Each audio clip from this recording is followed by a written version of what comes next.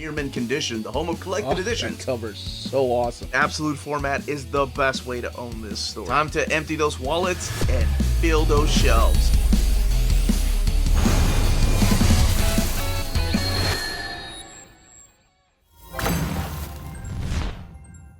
Jingle bells, Batman smells, Robin laid an egg. The Batmobile lost a wheel and the Joker got away. But he couldn't get away with bringing this epic collection of the next adventures nostalgia has to offer. So strap in for the ride, Minties, and let's ride into this one. And welcome back, everybody, to Near Mint Condition. And I am your host, Domovex, taking over temporarily for Omar, who is, or was still on vacation. So he asked me kindly to do an overview of the Batman and Robin Adventures Omnibus, which was released this week by DC Comics on the 9th of July for every single store out there. And just as it says, this is the Batman and Robin Adventures Omnibus. I really, really wish that I had the Batman Adventures Omnibus to compare it to, because the spines completely align. Like I said in the last review, DC does a pretty fantastic job with making their books unique in their own right in terms of presentation and look and feel, and this book is not any different from that case. I really wish that I had the Batman Adventures Omnibus to compare it to, but unfortunately my luck ran out. I thought that book would last a little bit longer than it did in terms of being able to buy it in the retailer's market, but Omar was still kind enough to send me over a copy to overview for all of y'all. So that is partly unfortunate, but I have a picture of the Adventures one hovering over on the left screen. This is going to complement that book perfectly in terms of feel, in terms of the spine alignment, and also the presentation of the book. Here's the back of the dust jacket, if you guys wanted to see that. You have the dynamic duo of Batman and Robin returning, and I'll get to that in just a bit. But before we go into all of this, let me talk about the details of the book first and how much it retails for, etc. So this book retails for $75 US currency, of course, $99 in Canada. Prices are going to differ pretty much everywhere else on the market. And as it might also be mentioned, this was bound in Canada, printed, etc. This collects the Batman and Robin Adventures issues 1 through 25, the Batman and Robin Adventures annuals 1 through 2, the Batman Adventures The Lost Years issues 1 through 5, the Batman Adventures Sub-Zero issue 1, and more material, extras, all of that jazzy stuff in the back.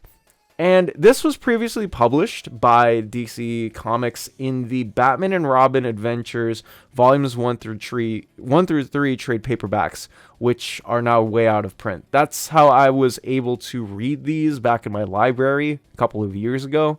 I remember in 2018 or 19, somewhere around that time, started to delve myself more into comics. This looked interesting because I had recently watched the TV show, which was featured on DC Universe. I'm, of course, talking about the Batman animated series, one of my favorite shows of all time. And this book is no stranger to that, of course. And let's go ahead and get right into it and not waste any more time. Alright everybody, this is where I'm going to be headed into spoiler territory because I think it's going to be completely unavoidable, and we also have a character here in the dust jacket who does show up that I do want to talk about. So ready or not, let's go ahead and get right into it. And like I said at the start, we do I showed you guys the dust jacket on the front and back. This is what the in flaps look like. You have Dick Grayson as Nightwing there on the inside of the flaps. Barbara, who is Batgirl in this universe because she hasn't been paralyzed, obviously, by anyone as of yet. And of course, a brand new Robin, that is Tim Drake, even though he isn't really in the material. He is still featured predominantly in there, and all of the creators, or the main creators of this part of the series, and what they're famous working with. So before we get into the material of the book, let's go ahead and take a look at what the spine of this looks like, and the flaps all overlaid. Probably have a picture there as I crack the spine even more, just of everything out, so you guys can see that. Not sure if my camera was able to pick that up all that well. So yeah, on the front we do have a different flap than the back. And I should also mention that this is glued binding. It's not sewn binding, so that is partly a disappointment, and also partly why it took me about 2 times to get it completely flattened, and even then it still hasn't. So I apologize on any note for all of those who are wondering how long would it take to completely bind the book. So let's go ahead and jump straight into the inside of this book. And of course we are treated to the inner flaps and the outer flaps of this as well. Headshots from your favorite characters featured in this omnibus. So what I love about this omnibus in particular, and this goes the same for the Batman Adventures omnibus, is that we are treated to this like as if it were its own TV show. I love that in particular, mainly for it just feels like you're a kid Saturday morning and you just want to watch your favorite cartoon. This omnibus has that exact same presentation and feeling from front to end. It goes the same in particular when you're even talking about the issues, and we'll get to see in that point. But they have all of the creditors right here, the people who created the title and everything else. Again, like it's as if you had the credits rolling in the front, as if you're watching a TV show. I have the table of contents right here, and what I do also appreciate about this omnibus is that the page count, or the page numbers I should say, also directly line up. Like, they're not hidden. Sometimes DC will put out, like, I love that they have the table of contents here and that everything is mapped out accordingly. But sometimes DC doesn't do the page counts on their collected editions, which sort of maddens me. But I'm really happy that they did here, so that I wouldn't be lost and that you know exactly where you are, just in case you lose your way in the book. And we have the introduction and forward by 2 different creators. The first of who is Ty Templeton, and how he actually came to draw this title, and also Scott Peterson. Now, Ty Templeton, if you guys don't know who he is, he was one of the creators and artists who was on the previous run in the Batman Adventures omnibus. He had drawn the first 4 issues. And I kid you not, before I read this material, I had actually known him mostly for his art, not his writing. So when I looked at this omnibus, and I said that I love that they put Ty Templeton there first, because he wasn't someone that I was particularly known, like, just not known as much for his writing as he is for his art. I had known him for Booster Gold, the 1987, I believe, series. I think that's when that series ran. I loved his art there. It was one of my favorites of his. He's also done work on Justice League International and Justice League Europe, which is how I got to know him through those JLI omnibuses, Secret Origins, and most fondly for me anyways, Superboy. So he had done, again, the first 4 issues on Batman Adventures, so it was super great to see the evolution of him, just going from mainline artist to mainline writer. So make no mistake, when you see that Paul Dini is on the front of the dust jacket, this really isn't a Paul Dini project just as much as it is a Ty Templeton project. He writes almost all of the issues in this omnibus. I believe issues 1 through 2, issue 8, the Lost Years and Annual Number 2 are pretty much the only issues in this omnibus that aren't written by him. Kind of like Gotham City Sirens, where you had Paul Dini like write the first arc and then he gives it up to other creators. In that same way, this is a Ty Templeton book. You are reading this primarily for Ty Templeton. In fact, his writing was so well that I actually found out that this series in 1996 and 1998, it had won the Eisner for best title for younger readers and best comics publication for younger audiences. And he talks about that a little bit in his introduction, how he came to be this mainstream writer instead of the artist that I think most people know him for.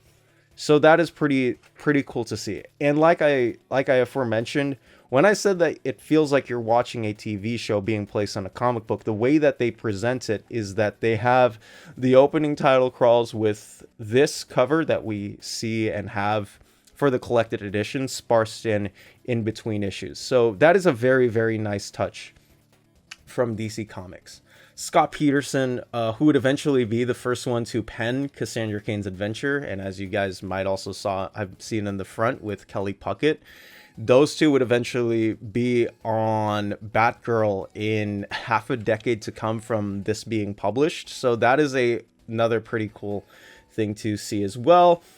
And he also got to talk about in that foreword how he worked with so many different creators, was super blessed to be able to have the opportunity to not only work with Paul Dini on editing this book, but also Ty Templeton and Hilary J. Bader, who we lost a little too early, but I'll get to that in a minute. And it's super cool to see just in those introductions how different and fleshed out these books would have been if something different happened. They also usually tell really cool stories, etc. And I should also mention that this series relaunched in 1995 when good old Dickie Boy joined the show, and they relaunched the title. They renamed, or I guess I should say they renamed the show The Adventures of Batman and Robin. So when Dickie Boy became Robin, this was appropriately titled The Batman and Robin Adventures, and we got 25 issues of that and 2 annuals. And just like the last omnibus material, a lot of the stories that are collected in here are one-offs or two-offs. They're super short, so it makes it for a more episodic feel. Like the first story is 2 issues, and you have Paul Dini writing with Ty Templeton's pencils. I had to actually rewatch an episode because I was like, wait, who's that girl again? And then I realized, oh, that's who she is. So if you guys aren't familiar with watching the show, it's an amazing show. You guys should watch it anyways. But it would help. It would sincerely help, I think, if you guys picked up, I believe it's on Max. You can watch it on Max, have fun, etc. And issue 3 is the last one that Dini is on for a main while. But like I said, a lot of the stories that are in here are one-offs, and they also feature Gotham's most famous villains. This one is a Christmas story. This one is about the Riddler, and Paul Dini and the rest of the gang have a lot to say about the upper-class Gothamites in this one, and it is incredibly fun. But I also wanted to talk about Ty Templeton, and part of the reason to why this omnibus, I think, feels a lot more fleshed out than some other Batman omnibuses. What makes this book distinct for me is that he attempts to flesh out a world that Bruce and Dick are a part of, but it feels like they are more side guys who are there to stop what's happening and going on, versus the antagonists, the people who are actually prominently featured in these books. And typically we see a lot of what the protagonists are thinking of when it comes to our superhero stories, of this is how I'm going to save the day, here's the information on the bad guy, let me go defeat the bad guy, and this is why. Instead, the approach that he takes is that we are given the viewpoint by Ty Templeton for the bad guys, for the people who want to beat up Batman. And it really isn't just because of shallow reasons or anything of that sort. We get to see what people like the Penguin and the Joker, what they're going through, what they're doing in their lives, why they're doing that particular action that they're doing now. And the motivations of why they do it, which also inevitably end up in a confrontation between Batman and whoever that character is. We have the Penguin in issue 4. We have in issue 5, we got Joker and his weird bananas. And the reason to why I say this is Templeton actually lays out the reason for why he felt like he was sort of tasked with this super hard task to go through and run through. He felt that he couldn't write the Penguin enough. He takes over in issue 4, and he felt that he couldn't write the Penguin well enough when Dini stepped away from the title. He felt like most of the villains couldn't be writable or well written in his own sense, because he found a lot of their weird natures, personalities, and weapons of choice just super hard to write with. And it's also, if you have a Penguin and he's got an umbrella that he uses for a gun, he said, how am I supposed to write these characters? It doesn't make sense within the frame. Like, Batman can beat these guys easily. So he found that super difficult to do as the main writer of the book. What actually happened was that he got a newfound motivation to write the title. And instead of focusing on this is how Batman is going to defeat this villain by punching him hard or destroying the umbrella in the case of the Penguin, or intoxicating something with fear gas right back at the Scarecrow, it gave him further motivation in this brand new universe that everyone seemed to enjoy, and to flesh out the characters in this unique style. And this style of taking a viewpoint from the antagonist instead of the protagonist, you get to see the motivations, etc. of a lot of the characters that he was writing. And it was something that I completely unexpected too, because again, it turns Batman and Robin into side characters that are forced to stop the bad guys, instead of us looking through the lens of a Batman or a Robin to face the bad guys and eventually defeat them. So in reality, I could actually call this the Joker and Friends, or Joker or the Batman Rogues Gallery Omnibus featuring Batman and Robin, because that's exactly what this is. And I know that it might not be suited up for everyone's style, but I think through this, Ty Templeton was setting himself up for something that was completely unique and different from what we had seen before. Like, for example, in the TV show, you see Batman and Robin, they're running around trying to figure out clues, but you see it from their viewpoint.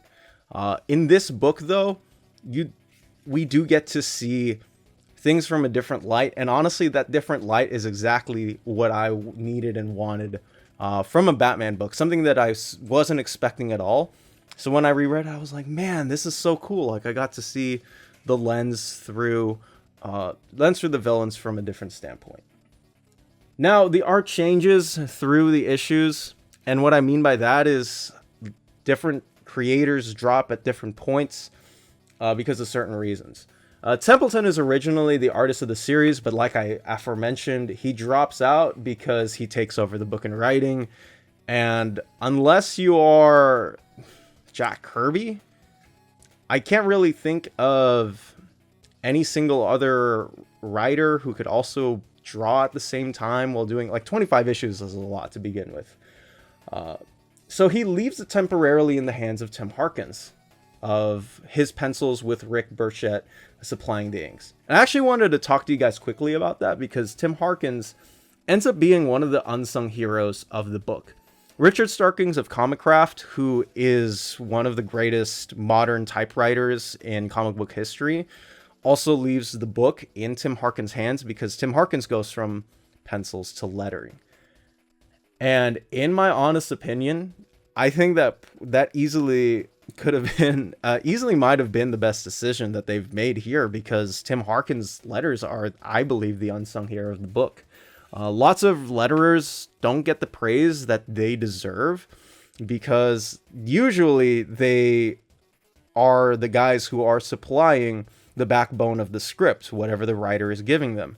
But through the SFX, like right here, like that's perfect lettering to me. I think he does a pretty fantastic job with being able to subtly convey everything through the font choices. And again, also being able to continue to flesh out the panels with the fantastic lettering. So in my opinion, shout out to Tim Harkins, man. Like, that guy put in the work for this book. And even though I had only known him for 2 or 3 issues, because he had drawn those first couple of issues before he drops out of drawing the book, because Rick Burchett takes over as the main guy. So just as Templeton transitioned from artist to writer, I don't want that transition for Tim Harkins to go from penciler to letterer to go unnoticed too. Like, the guys who worked on this book are completely fascinating in terms of the way that they were able to shift around roles and still make it a super presentable and enjoyable book for the audience to experience. Rick Burchett also supplies most of the art in the first half of the title. While his inks are great, he also manages to carry the same levity of the show through his artwork. And a lot of the artwork, as you've probably already seen me flipping through this book, is very cartoony-esque, and good, yes, for good reason. But it was enough for the studio to notice that Rick Burchett was really good at inking and also drawing, so they poached him up for the Superman animated series that they were planning on doing, because they wanted to continue to flesh out the universe that they had all created, that Bruce Timm had created, etc. So when I say that this book really doesn't have any particular breaks at any point in time. The writing is pretty consistent. It's super, super fun. And like I said, Batman and Robin and Alfred are all pretty much pushed off to the side whenever we're introduced to a villain, because the villain becomes the hero of the story, and Templeton does a pretty fantastic job laying that throughout, whether it's Bane. You've got Bane in issue number 12, and it's absolutely fantastic. I love it. It's great stuff. It'll kill your heart. Issue 7 has the Scarecrow, Issue 7 has the ventriloquist and Scarface story that is probably my favorite of the bunch, and also killed my heart when I read it. So it does a pretty fantastic job in being able to convey its emotions, etc. So right after Rick Burchett left, I guess I temporarily left that because I wanted to talk about everything else quickly. Some other people take over the book: Dev Madan, Brandon Cruz, both of whom do the Bane issues and a lot of the issues in the latter half of the book. Also Mike Parabek, who does part of the annual, and another person who was also taken away from us far too soon.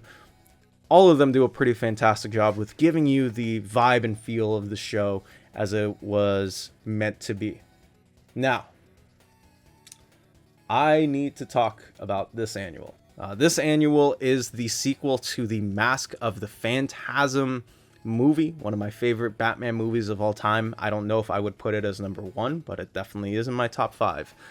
Shadow of the Phantasm is a direct sequel to the movie, so if you guys were wondering where it picks off, this is where it picks up. This is all written by Paul Dini, who fantastic writer, one of my favorite writers of Batman, and all the people you see here. Again, Mike Parabek doing part of the annual. Still kind of punches my heart, man. I still can't believe that I know that I didn't grow up in that time, but whenever I hear someone talking about the stories that he could have easily told if he was still here with us, or was with us back in those days, it does put some pressure on me, man. It kills me.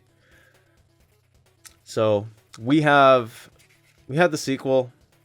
We have a lot of different players returning, some twists and turns that are left to be unexpected, including people who might not be related to Andrea who are there, and the reasons to what are there for. I would encourage you all to read it. It's one of my favorite parts of the book too, with an ending that will leave you in tatters as well.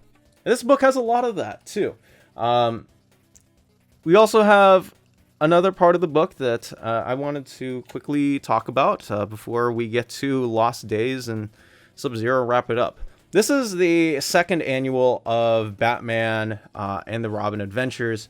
This is all written by Hilary J. Bader, another person who, again, was taken from us far too soon. She writes this very long issues. If you don't know who she is, she was one of the writers as well of the Batman animated show. So getting to see her write a comic is pretty cool throughout. And we get Bruce Wayne. There's this amulet that he needs to figure out, like, why are people so interested in it? So he sees to the hypnotist when there's a liking to some villains for the very powerful amulet. And it's a very, very fun Zatara story. I always like it when Zatanna and Bruce team up for some random odd reason, or they just happen to coincide and meet. Because the dynamics between them might just be a Paul Dini thing, granted. I don't know. They're always super fun together and throughout. Also, just me noticing that she doesn't have her iconic fishnets on, but this is a super fun annual. I think you guys will like it. I had to reread it just to get it all in. Again, it's also very long, but very, very fun in throughout. And last but not least, I wanted to get to the Lost Years, the placement of this and Sub-Zero. Lost Years is an interesting remark, just because this was material that wasn't previously collected in the complete collection type trade paperback. So believe me when I say, I was actually super shocked that they put this in there when this was first solicited on Penguin Random House. Lost Years fills in the gaps between the period of Dick Grayson being Robin to his eventual transformation to the hero that we all know and love as Nightwing. Him finally taking on and being that solo person that he needed to be for his own character growth and development. Now, granted, this is interesting because Dick Grayson in this universe doesn't have the Titans to help him in that aforementioned set. So this is a very, very different take from what Wolfman and Perez were setting up in New Teen Titans. So I was completely shocked, surprised when I read the materials that were in this. I was like, "What? Dick Grayson? They actually made Dick Grayson Nightwing without having to go through all of that." But it works in relation with the show. Hilary J. Bader also writes it, so it's not a necessarily messy transition. It fits all with the context of what the show is running and in the context of what it's created. And again, you get to see the transformation from Dick Grayson from Robin, to Batman. You get to see the transformation of Dick Grayson from Robin to Nightwing. And if you're asking me, I think this is probably where we should have left off the Omnibus so that we could get into the Gotham Adventures related comics material. But instead we have Sub-Zero here at the back. And Sub-Zero was published after this, and I get that, yeah, for publication reasons and what else, this is probably the way that they had it all set up. These are also in order of what the complete collection type books had, but this is a direct adaptation of Sub-Zero. Honestly, that might be one of my favorite Batman stories ever. I absolutely love Mr. Freeze, and Sub-Zero is probably the only reason to why I love it. Whenever Dini has a shot of taking a gander on Mr. Freeze, whenever Dini has a chance and opportunity to do it, I always attempt to kick my feet back and lean in with that. It's stupendous. It's amazing. I don't even think I need to say any more of what other than how can I get my wife back. It's stuff that will crush your heart. And honestly, I think that's when Batman is at his best, is when your heart is being crushed. It's the emotional moments, the ganders. It's why even like if they have a flashback, for example, to his parents being killed or any of his allies not taking up what they're supposed to be, and even the stuff with Andrea, man, like it completely crushes you. That's why I love the material in this omnibus. That's why I love Sub-Zero. And again, it's a direct adaptation. It probably could have been placed in right after issue 25 of this omnibus. But again, I get it for publication reasons. I just wish that they placed this material in a different form. But I'm really happy that we all have it in here out, man. Like it's pretty fascinating to see that they were able to do that as well. So if you're finally here, welcome to the back where we have the extras. And these are character sketches held by Warner Bros. Of the, well, pretty much every single one of their main character designs of, as you might have known, Mr. Freeze, etc. It's cool to see these models in and played out. And these are the extras that they were talking about when they said and more material. But that is it. And that, as they say, is that.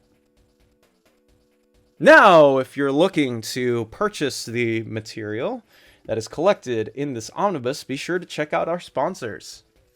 BD Cosmos, the Canadian leader in graphic novels. They have a physical storefront in Montreal, Quebec, and their website, bdcosmos.com, offers 25% off your order of over $99 or more, and free shipping everywhere in Canada for every order of $200 or more. Their shipping care is exceptional. Your books will stay cozy through the rough Canadian weather and arrive to you in near mint condition. After checkout, let them know Near Mint Condition sent you their way, and you'll be added to the monthly $25 gift card raffle. Entries are valid for new and returning customers. Don't be afraid to call or email them. Ask them questions. Their staff is always happy to help guide you towards the right purchase. Visit their website, bdcosmos.com, for more. BD Cosmos, with rewards and raffles taking care of customers in Canada. Eh? CheapGraphicNovels.com, your online home for graphic novels and collected editions up to 50% off cover price. They have excellent shipping and prompt and helpful service. Check out their bargain deals for up to 90% off cover price. And don't forget, the CGN also takes pre-orders. That way you don't miss out on the hottest releases. And they are currently running a special promotion for you Minties. If you're a first-time customer, after receiving your order confirmation email, reply back to that email and let them know Near Mint Condition sent you their way. They will then apply a free shipping promotional credit to your next order in the US. Cheap Graphic Novels, your source for the hottest books with the kind of deep discount, quality shipping, and customer service that will keep you coming back for more. And that'll be all for this overview of the Batman and Robin Adventures, Minties. Be sure to hit that like button and hit that subscribe button and hit that notification bell so that you know whenever we upload a video on this channel. And until then, please stay healthy and fresh, Minties. Much love.